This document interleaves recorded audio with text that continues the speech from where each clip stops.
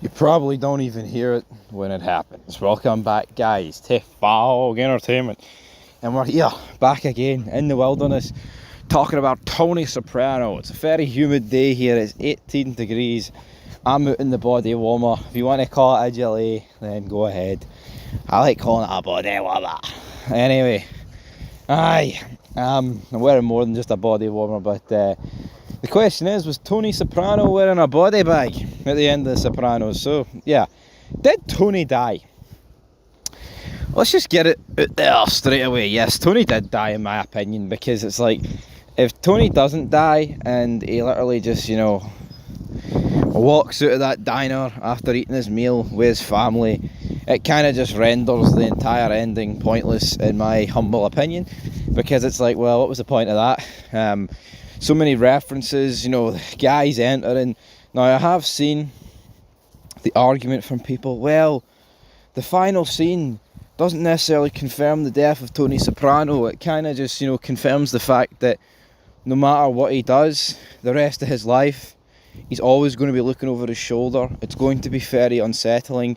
It's going to be this, it's going to be that. But, I mean, my argument to that is, like, yeah, obviously, at the end of season 6, relations with New York are pretty bad. I'm not going to sit here and dispute that. They are bad. But it's like a mob boss and, a guy in the mob. You're always kind of going to be looking over your shoulder. You know what I mean? Like, how many times did we see throughout the show, like, relationships appeared to be good, and then people were getting, whacked for, like, look at Rusty. I'm sure he thought things were going alright. Look at Angelo. I'm sure he thought things were going alright. Billy and Philly would probably thought they were untouchable, till that animal blondero, gunned both of them down. But apart from, of course, Philly and Billy, Phil survived. It's just one of those situations. You know what I mean? I bet you Chris thought, fuck, Tony's going to phone me an ambulance here. You know what I mean? Tony's going to, no, oh, he's holding my nose, good night. It's like, as much as I feel like it's not completely out of the question that Tony actually survived and, all that good stuff. But the problem is, sadly, James Gandolfini has passed away since the end of The Sopranos, and I mean, it's like, say they did want to bring the show back, or something like that. Like, we've seen the many Saints of Newark.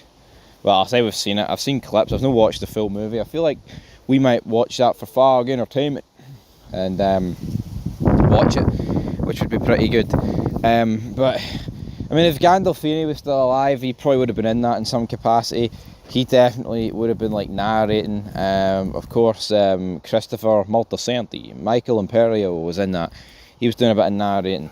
But yeah, I mean, to wrap this up, I think Tony's dead, man, honestly.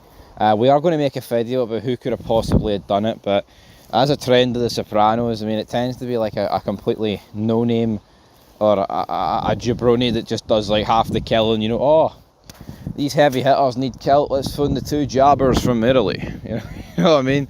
It doesn't really leave a lot for the imagination.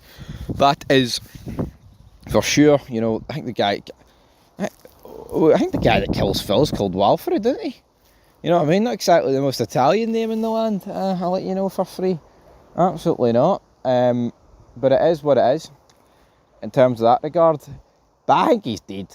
It's like, most TV shows end with the main character dying, and I think it's like, I guess you never really see Walter White dead, even though it looks like he's dead. You never see Jax Teller dead, even though it looks like he's dead. With Tony Soprano, I mean, I guess it's more open because you don't see anything. Literally, it just fades to black. With all those other guys, there's like blood and there's their bodies and shit like that. I mean, would it be the craziest thing of all time if David Chase came out and said he's alive? No, but like I said, I think the fact that the actor's dead, it kind of leaves you snookered.